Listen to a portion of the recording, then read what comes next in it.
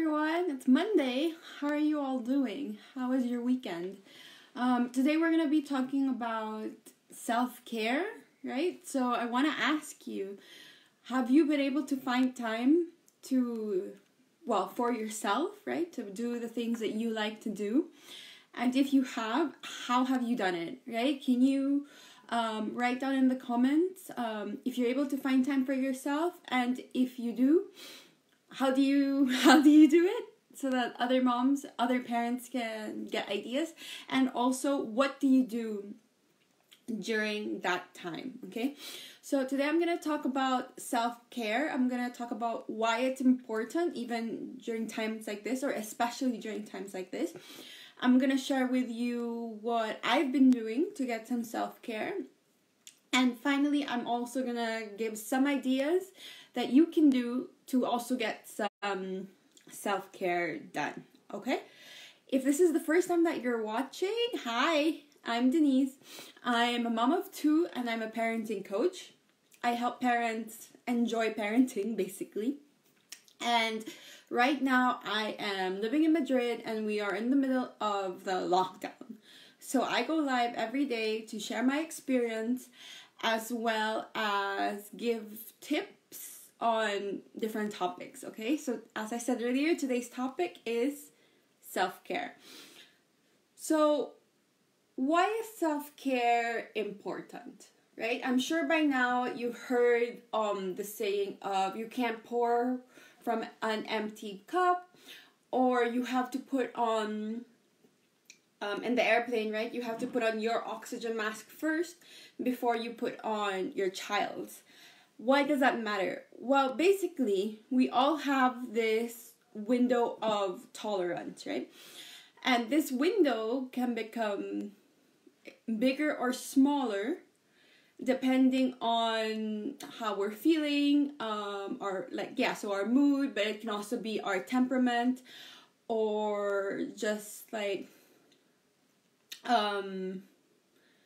who we are as a person. But it also gets bigger or smaller whether or not we're feeling better about ourselves, basically. That's the long story short.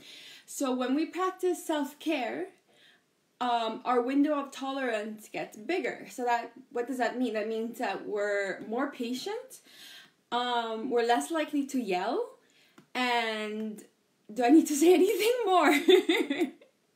Especially during these past few days and weeks, I'm sure we could all use a bit more patience, right? That's why self-care is important. It's actually really one of the things that we have to do for ourselves, because a way of taking care of ourselves is a way of taking care of others, okay?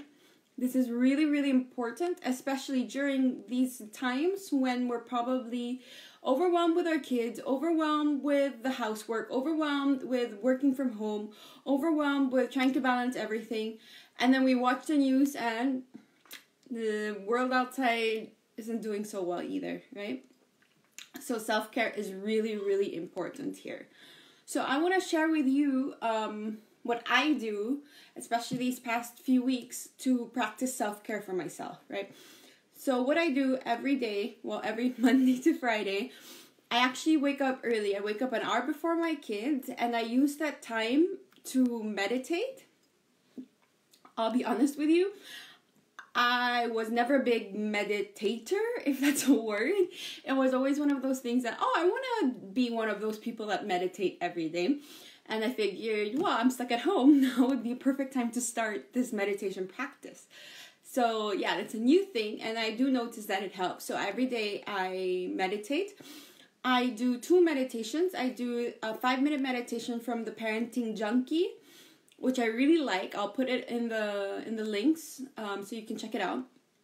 Basically, it's 5 minutes, and it's just about inhaling the peacefulness and exhaling the stress, and then realizing that, whatever we do, whether we follow the routine or not, we are doing our best. And it brightens the day for me, right? It allows me to imagine my day in a positive way. And so I do that, and I also do another meditation which varies depending on my mood, I do a lot of health by intuition. I think it's health by intuitions meditations. She does Facebook Lives every MWF, and she also has meditations on her YouTube. So I watch those meditations, and another meditation that I really like is a loving kindness meditation. So these are ones that I really recommend.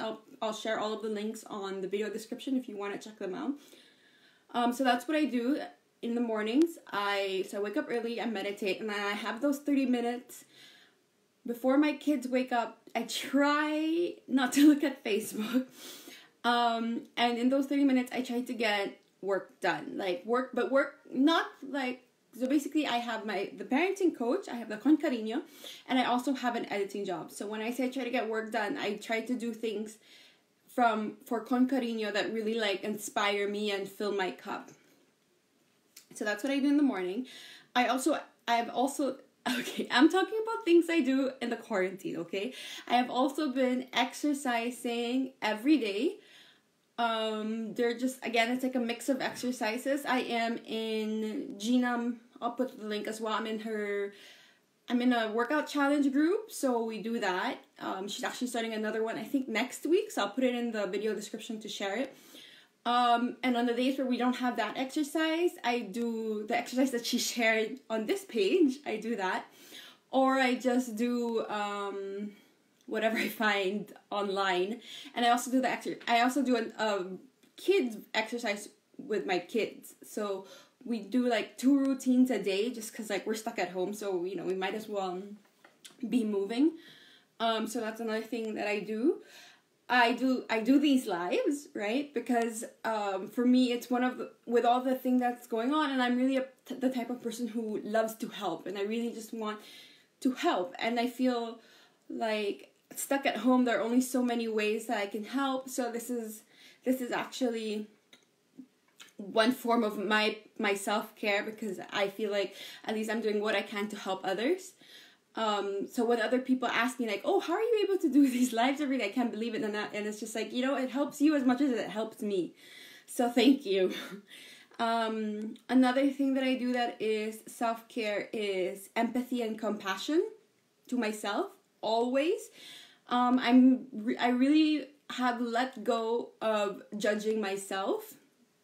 I don't know how exactly. I think it was just like really practice. And so whenever I lose my patience or whenever I just feel like I'm overwhelmed, I just tell myself like, yeah, we're in a hard situation, or I just say like, yeah, you're really angry right now. Like I say it to myself. And just as how I recommend that we say it to our kids, I say you should say it to yourselves, because it does make you feel better. It does make you feel more like validated. And that way also you're not repressing your feelings so that all of a sudden they come out later over just like a tiny thing. So yeah, that's another way that I practice self-care. I wrote down here, feel like a human again shower.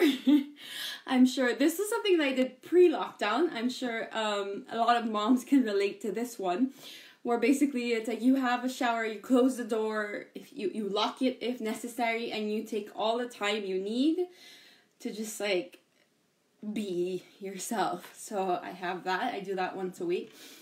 And then I have the video calling with friends and family, right? That's like the good thing now about the lockdown, and the lockdown being all over the world also, unfortunately, is that now whenever we want to call someone, we don't really have to worry whether or not they'll be home, because we know that they will. So yeah, we've been calling my family every day. We've been calling my in-laws every day. We've been calling different friends every day. So yeah, those are, it's just nice to, even though we're stuck at home, it's also nice to still be able to connect with other people. So yeah, those are the ways that I practice self-care.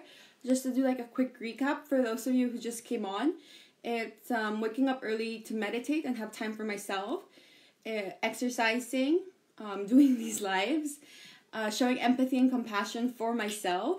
I feel like a human again shower, and video calling with friends and family, right? So I'm able to do these. Most of these things are actually done with my kids, so it's not just because my kids are at home doesn't mean that I can't practice self-care while the other things are done, while my husband can take care or just like keep an eye over the kids. So yeah, so it is possible to find ways to take care of yourself. It's possible and it's necessary, okay? So if you're not doing any form of self-care right now, please like sit down today and think about what can you do tomorrow or what can you do tonight that's just for you, right? And it doesn't even have to be, because like I've said before, something that will make you feel good about yourself.